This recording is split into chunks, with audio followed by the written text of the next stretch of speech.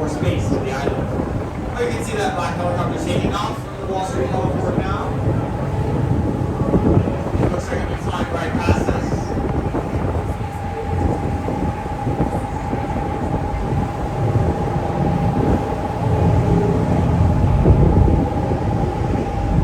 Over on our left-hand side, you can see the island with those skyscrapers on it. That is Governor's Island. And Governor's Island used to be a military base, and then it was given to the New York City Police Department to make a recreation area. So you can actually take a ferry to Governor's Island, and it's a it has places to picnic,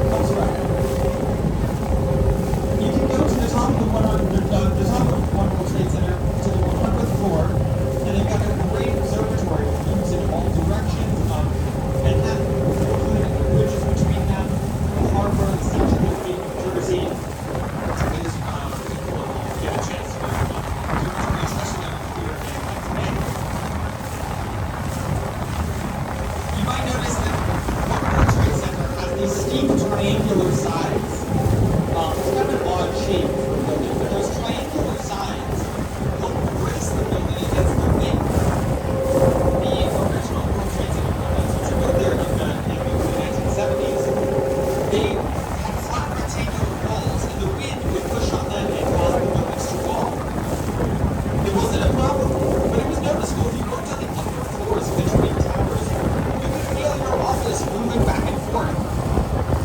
When I heard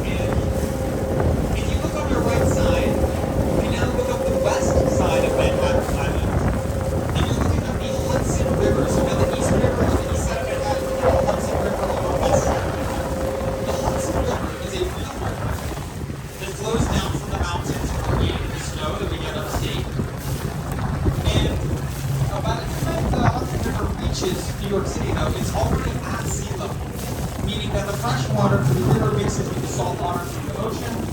And at low tide, the water does flow south out into the Atlantic Ocean, but at high tide, we actually have more water coming in from the ocean, and the river reverses course and flows north for several miles. So it's another two-way river that we have here in New York City. Very convenient for transportation and for business. The west side of Manhattan used to be lined with factories, manufacturing goods, loading them onto boats, and then sending them over south to tide.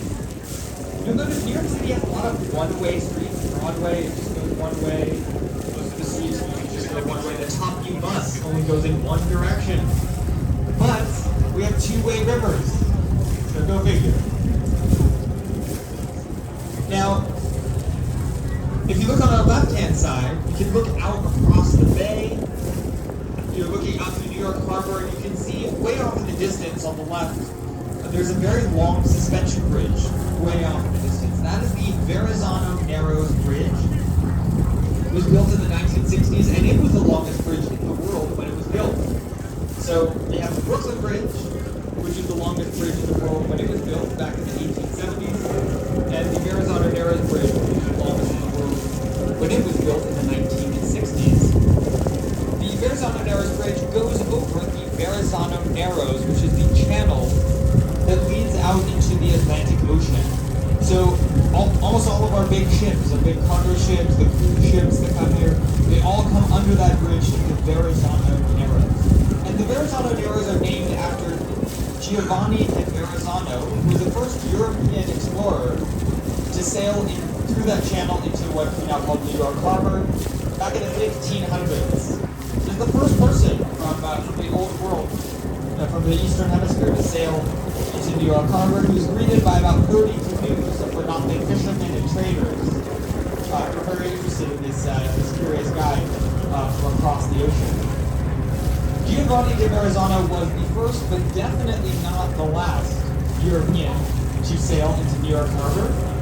In the 1800s, millions of people moved from Europe to the United States, often by ship through New York Harbor here. If you look over on our right-hand side, you'll see an island with some brick buildings. It's got the building with the four towers on the corners. That is Ellis Island. And it was a federal immigration facility from 1892 to 1954. During those years, the late 1800s and early 1900s, 12 million immigrants stopped at Ellis Island as they entered the country. Back then, you had millions of people from Europe. We also got those people who were coming from North Africa or the Middle East would have likely come to New York City as well. They would have sailed across the ocean and into the Verrazano Narrows, past the Statue of Liberty, and they would have stopped at Ellis Island to see if they were officially allowed into the country. The government at the time was worried about contagious diseases spreading into the United States, and so at Ellis Island, you would walk through that building with the four towers on the corners, you'd answer some questions, you'd do a quick health checkup, and then usually you would be let into the United States. Sometimes you might be sent back to your country of origin. If you showed signs of a contagious disease, you'd probably be asked to stay in quarantine on the island. So Ellis Island had its own hospital and dormitories for people to stay in isolation to prevent that disease from spreading to the rest of the city. And hopefully it would probably no longer be contagious. But Ellis Island was a busy place. You had doctors and nurses working in the hospital. You had customs officials, lawyers asking questions. You had translators translating all of this stuff into many different languages. You had people from around the world there. On its busiest day in 1907, more than 11,000 immigrants came through Ellis Island in one day. So it was a hectic, crowded place, just like the rest of New York City. And today, 40% of all U.S. citizens have at least one ancestor that came through Ellis Island. So it's a very important place. You can go there today. It is still crowded with people from around the world speaking different languages, but they're tourists today because Ellis Island is now a museum. So you can go there again on the Statue City Cruises boat. It's a boat that will drop you off on Liberty Island, and then we'll also pick you up and drop you off on Ellis Island as well. And it's a great museum. They've got exhibits. about immigration. They have interviews and artifacts from that time period, from the early 1900s, when that really was the entryway to the United States for most people. New York Harbor in the 1800s was the busiest harbor in the country. If you were coming to America, you were probably coming to New York first. And that is why this was chosen to be the site of the Statue of Liberty. So directly ahead of us, you can see the Statue of Liberty standing there on Liberty Island. It used to be called Bedloe's Island. Bedloe's Island doesn't have quite the same ring to it. We changed it to Liberty Island in the 1950s because that's what the Statue of Liberty is. And it was built there back in 1886, actually just a few years after the Brooklyn Bridge was finished. They built the Statue of Liberty, and it was a gift from the people of France to the people of the United States, celebrating more than a century of America's independence. The end of slavery in the U.S. was ended in 1865. It also was a nod to the upcoming centennial of France's Revolution. And the statue was designed by Frederick Marsh, who had been to Egypt and studied the giant statue along the Nile River. And he wanted to build a giant statue next to his waterway where passing roads would be able to see it. And that's why he chose that humble island, then called Bedloe's Island, to be the site of his masterpiece. And he built the statue in Paris in 1884. Him and his many apprentices at the studio, they hammered out the copper skin of the statue. They assembled it temporarily in Paris in 1884. They had a big celebration on the 4th of July where they presented it to the American ambassador. And then they realized they got to move it over to New York. So they had to take it apart and put it into separate boxes, ship it over here in 1885, and then in 1886 it was reassembled on that pedestal and unveiled in October of 1886. It was a huge success. People loved it, and they still do.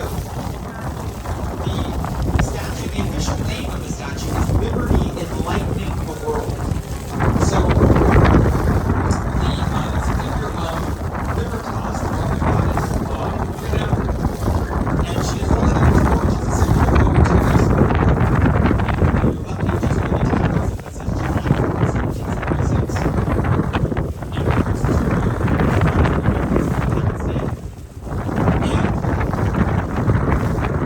the statue is Liberty Enlightening the World. Most of what he actually wanted is to be a functioning lighthouse. He wanted lights to shine on the statue, and he actually wanted the skin of the statue to be entirely covered in gold. And the light would reflect on the gold, and you could see it for miles around. Well, it's a big statue, and they didn't really have much budget to make it entirely on gold. So the skin of the statue is made of copper. And over the years, that copper has turned green. Copper naturally does it oxidizes and reacts to chemicals in the air to develop that green color that you now see. However, you'll notice that the torch is going to be flame at the very top of the torch. The flame at the very top is covered in 24-karat gold. And gold never rusts, it never oxidizes, it always stays that shiny gold color. And so you can see the sunlight reflecting off the gold flame makes it look like the torch is still on fire today. Now we're going to sail directly in front of the statue. We're going to get a fantastic view. It is really a perfect day for it. And first we're going to see the statue on the right side of the boat. But if you're on the left side, don't worry. In just a few minutes, the boat will rotate and you'll see it from the left side as well. So if you're sitting or standing on the left side, don't worry. You can stay there and help balance out the weight of the boat. And then in just a few minutes, we'll be rotating, and on the left side, you'll see the exact same view of the statue. We're going to go directly in front of it, so we're going to have a fantastic view.